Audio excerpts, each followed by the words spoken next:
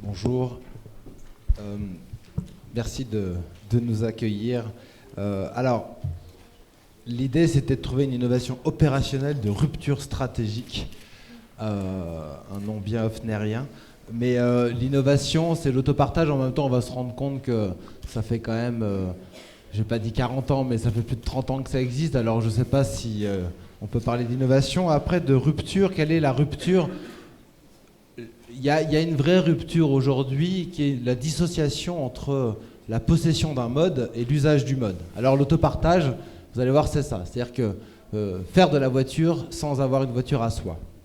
On est bien dans cette dissociation-là. En même temps, aussi, l'idée, c'est de voir un peu les grandes tendances et les phénomènes émergents auxquels on assiste aujourd'hui.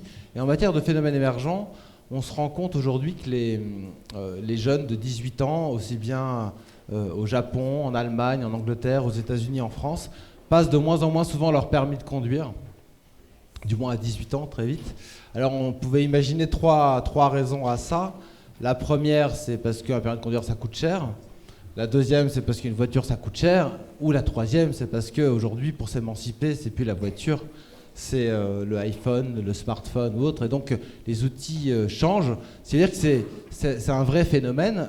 Ça ne veut pas dire que c'est une tendance marquée, mais c'est un phénomène émergent qui fait qu'aujourd'hui, la voiture n'est plus tout le temps, de manière aussi forte, un symbole fondamental de reconnaissance sociale, même si il faut le relativiser. Alors, en même temps, l'autopartage, pourquoi on parle aujourd'hui, pourquoi parler d'innovation, c'est que, alors ce mot barbare, autopartage, quand je suis en Suisse, en Suisse, il y a une compagnie qui fait de l'autopartage qui s'appelle Mobility Car Sharing. Car sharing en anglais, ça veut dire autopartage. Quand vous demandez aux élèves, quand je leur dis, est-ce que vous faites de l'autopartage ou du car sharing, personne ne sait ce que c'est, ils disent non. Dès que vous leur dites, faites du mobility, ah oui, mobility, je sais. Alors je sais pas, dans la salle tout à l'heure, on a dit autopartage, personne ne connaissait, on a dit autocool, parce qu'à Bordeaux il y a autocool. Peut-être qu'il y a beaucoup plus de monde qui connaissent ça. Donc finalement ce mot, il y a un enjeu déjà, on parlait d'information tout à l'heure, à changer le mot. Mais donc, si finalement c'est si bien que ça, parce que tout le monde en parle et on n'arrête pas d'en parler, est-ce que c'est qu'un effet de mode? Est-ce que ça va se développer? La question c'est pourquoi on n'arrive pas à transformer l'essai? Qu'est-ce qu'il faut faire pour que l'autopartage se développe? Et est-ce qu'il faut que ça se développe d'ailleurs? Et pourquoi? Ce que je vais essayer de vous dire en 7 minutes maintenant. Alors, d'abord, vous montrer que l'autopartage, c'est avant tout un mode marginal en part modale. Vous savez, quand on parle de transport urbain, on a toujours une appréhension en matière de part modale. On dit, c'est quoi la part modale? Une part modale, c'est quoi? Vous avez un camembert, et dans le camembert, il y a une part qui est allouée à la voiture particulière, une part qui est allouée au transport collectif, une part qui est allouée au vélo, une part qui est allouée à la marche, et puis une part qui est allouée à autre. Alors, quand on regarde ce que c'est que l'autopartage, ça consiste à mettre à disposition des véhicules en libre service 24 heures sur 24 pour des déplacements urbains occasionnels. Et d'ailleurs, donc, le graphe que vous avez en bleu, c'est une enquête qui a été menée auprès d'adhérents d'autopartage. La seule enquête quantitative que je connaisse, qui a été menée en 2007 sur Paris sur les adhérents d'autopartage. Quand on voit la fréquence d'utilisation d'autopartage, c'est un mode qu'on utilise à plus de 90% moins de 3 fois par mois et à plus de 50% moins d'une fois par mois. Donc, c'est un mode qu'on utilise peu. Ce qui veut dire que dans les parts modales, c'est le nombre de déplacements par jour qui sont effectués par personne. Forcément, dans les parts modales, ça restera toujours marginal. On le voit sur le tableau. Alors, je me suis amusé à faire l'exercice de reprendre dans les principaux résultats de l'enquête ménage 2009 de la Cube, et qui s'était mis en regard avec l'agglomération de Lille, de Lyon et de Toulouse, un peu les différentes parts modales. Donc, vous voyez, dans le autre, ça va de 2% à Bordeaux jusqu'à 1%, ben vous avez 0,0000 et 0% d'autopartage. Ce qui veut dire qu'on n'arrivera jamais à dire, voilà, l'autopartage, ça fait tant, si on raisonne toujours en part modale.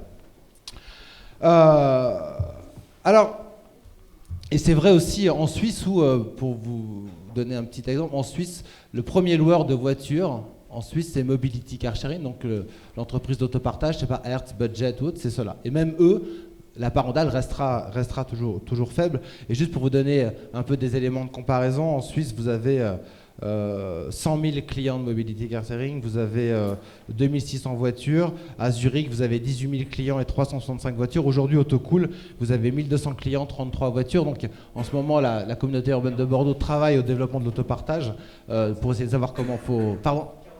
Ah, 45, pardon. Donc j'avais pas les bons chiffres. Mais bon, et même si ça va se développer, on est encore loin. Et quoi qu'il en soit, même si ça se développe, toujours encore une fois, en matière de part modale, ça ne jouera pas sur grand-chose. Par contre, c'est fondamental sur le report modal. Ça veut dire, donc là j'ai encore pris les données qu'on avait de l'enquête sur les adhérents, l'enquête lancée par Paris sur ses adhérents, enfin pas les adhérents de Paris, mais chez les adhérents d'autopartage sur le territoire parisien. Vous voyez que, en fait, autant ça restera toujours 0,0 quelques % la part modale autopartage, autant c'est parce que vous pouvez prendre une voiture autopartagée une fois par mois que vous allez marcher plus, que vous allez faire plus de transport collectif, que vous allez faire plus de vélo, etc. Mais ça, aujourd'hui, il n'y a aucun moyen de le mesurer. Il n'y a aucune enquête qui permette de montrer ça. Alors là, c'est assez flagrant, on ne s'attendait pas à ces résultats-là. Quand on voit donc, sur le premier graphe équipement en voiture avant et après l'adhésion à un service d'autopartage, on est en 2007, mais bon, il y avait 59% des adhérents qui, avant d'y adhérer, n'avaient pas de voiture. Après, ça passe à 91%. C'est-à-dire que vous avez une augmentation de 78% de gens qui abandonnent la voiture. Alors, attention, il ne faut pas tout mettre sur le dos de l'autopartage, ou c'est pas grâce à l'autopartage. L'autopartage, c'est aussi des parcours de vie. C'est parce qu'il y a des gens qui ont déménagé, c'est parce qu'il y a des gens qui ont divorcé, c'est parce qu'il y a des gens qui ont changé de travail, qui fait que d'un seul coup, ils n'ont plus besoin de voiture, donc ils profitent aussi de l'autopartage, mais ça permet ça. Et puis après, donc, c'est une baisse de la possession de la voiture, à titre personnel, mais c'est aussi, on avait aussi mesuré le nombre de kilomètres parcourus en automobile. Et donc avant l'autopartage et après l'autopartage, ça baisse de presque 70%. Donc ça a un véritable impact. Et ces gens-là, ils se déplacent pas moins. Donc ils ont d'autres comportements, ils ont d'autres pratiques modales. C'est ça qu'il faut arriver à mesurer pour que d'un seul coup, on puisse transformer l'essai. Pour que d'un seul coup, on appréhende ce mode-là comme un mode qui permettra de boucler un peu ce que j'appelle le cocktail transport. Vous savez, vous avez d'un côté ce qu'on pourrait appeler le bouquet de services, c'est-à-dire la collectivité ou pas seulement la collectivité, l'offre de transport, quelle qu'elle soit privée ou publique, qui vous est proposée. Et après, il y a le cocktail transport, on se met du côté de l'usager. Et l'usager, lui, il va piocher un peu dans tous ces modes-là et il va construire son cocktail transport pour organiser sa mobilité. Et généralement, quand il a une voiture particulière, il n'a pas besoin des autres modes parce qu'il peut tout faire avec sa voiture particulière. Par contre, quand il en a pas, il est obligé de mixer avec les uns et les autres parce que le transport collectif seul, ça ne marche pas. Le vélo tout seul, ça ne marche pas pour tout faire. La marche tout seul, ça ne marche pas pour tout faire, etc. etc. Je voulais vous montrer un autre graphe. Alors là, je suis allé à Lyon parce qu'on travaille en ce moment sur Lyon. Et puis, parce que comme on n'a pas les données... on n'a pas les données qui permettent de montrer à chaque fois de quantifier, on ne voit pas bien les choses, de quantifier le report modal escompté grâce à l'autopartage. Je me suis dit qu'il fallait regarder les fréquences d'usage. C'est-à-dire que souvent on regarde les parts modales pour comprendre la mobilité, mais on ne regarde pas les fréquences d'usage, alors que c'est un bon indicateur aussi. Donc là on est à Lyon.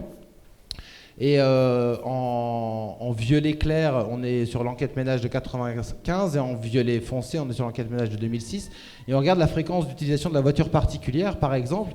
Là, vous regardez, mon Dieu, alors qu'il y a une inversion de tendance, qu'il y a moins de déplacements en voiture particulière qu'avant, et bien finalement, il y a beaucoup moins de gens aujourd'hui qui prennent jamais la voiture, enfin en 2006, pas aujourd'hui, qu'en 95. Et donc on se dit, mon Dieu, c'est mal, il y a plus de gens qu'avant qui prennent la voiture, parce qu'avant il y en avait beaucoup plus qui la prenaient jamais.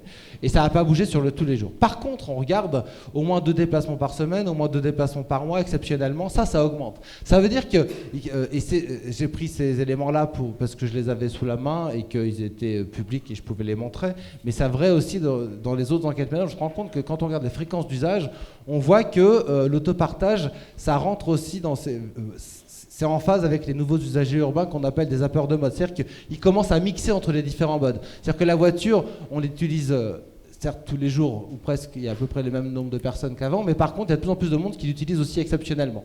On n'est pas du tous les jours à jamais, on est aussi de ponctuellement. C'est-à-dire que s'ils l'utilisent ponctuellement, ils savent aussi utiliser les autres modes. Alors, la dernière image, ça c'est un vieux dessin qui avait fait un peu à la louche. Je pense qu'il faut, la rigueur est pas parfaite, mais c'est des caisses communes, donc qui était un des opérateurs d'autopartage parisiens qui l'avait mis en place. Donc vous avez d'un côté, on voit la flexibilité qui offre un mode. Ça c'est tous les modes alternatifs, taxi, vélo et marche, location de voiture, transport public et autopartage. Et de l'autre côté sur la distance. On se rend compte que l'autopartage, finalement, c'est celui qui a le plus d'aspérité avec tous les autres modes alternatifs. Donc encore faut-il que ça se développe. Donc je vous disais, mais pourquoi on ne transforme pas l'essai? Pendant longtemps, je me disais, quand on regarde ce qui s'est passé en Suisse, les responsables, c'est les opérateurs d'autopartage eux-mêmes, parce que finalement, c'est un peu trop des associatifs, écologistes, civiques convaincus qui ne veulent pas passer la main aux gros capitalistes qui va investir en mettant plein d'argent dedans. Donc je me disais, ouvrez les portes, arrêtez de garder ça comme pour vous. Donc d'ailleurs, souvent les opérateurs d'autopartage disaient, vous êtes durs envers nous, c'est pas bien ce que vous dites. Au final, quand je regarde ce qui s'est passé à Paris, Veolia a racheté Mobizen, Transdev, donc Veolia, un gros... beaucoup d'argent. Transdev, Caisse des dépôts, Veolia, Transdev, maintenant c'est la même maison, a racheté Caisse Commune. Caisse Commune. Et puis ils ont mis plein d'argent, ils ont mis beaucoup plus de voitures, et entre nous, ça ne marche pas beaucoup mieux. Ça veut dire qu'il y a un problème pour appréhender de ce modèle-là. C'est-à-dire que moi, je croyais beaucoup aux opérateurs de transport collectif pour développer l'autopartage, qui se disaient, tiens, c'est un vrai complément. Des fois, quand le transport collectif ne répond pas, l'autopartage va répondre. Sauf que, finalement, comme ils ne comprennent pas bien l'enjeu de l'autopartage des opérateurs de transport collectif, à part dans l'image en disant il faut que j'offre un peu de tout, un peu comme Vinci qui dit quand vous vous garez chez moi, vous pouvez avoir des parapluies et des vélos, sauf que ça marche parce que personne jamais prend ni de parapluie ni de vélo dans le parking Vinci. Donc c'est un peu pareil, l'opérateur de transport collectif, il se dit moi je mets de l'autopartage, ce qu'il faut en mettre, sauf qu'ils ne comprennent pas forcément l'enjeu. Que comprennent mieux, finalement, à mon sens, les petits, je dis les petits sans que ce soit péjoratif, les petits opérateurs d'autopartage.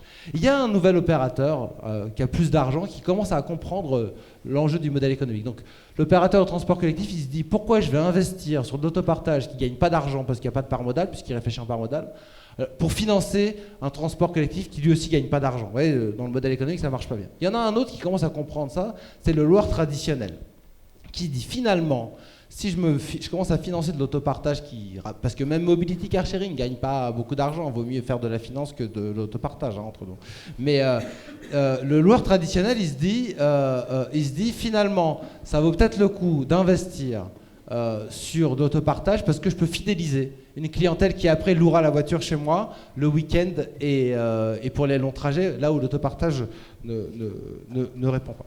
Donc, oui, il faut développer l'autopartage parce que mais il ne faut pas le penser seulement comme une approche d'un mode qui doit être bien mais comme un déclencheur d'une mobilité alternative. C'est-à-dire que ça permet vraiment de passer du réflexe monomodal au réflexe multimodal. Encore faut-il pouvoir le mesurer. Et pour le mesurer, il faut lancer des enquêtes.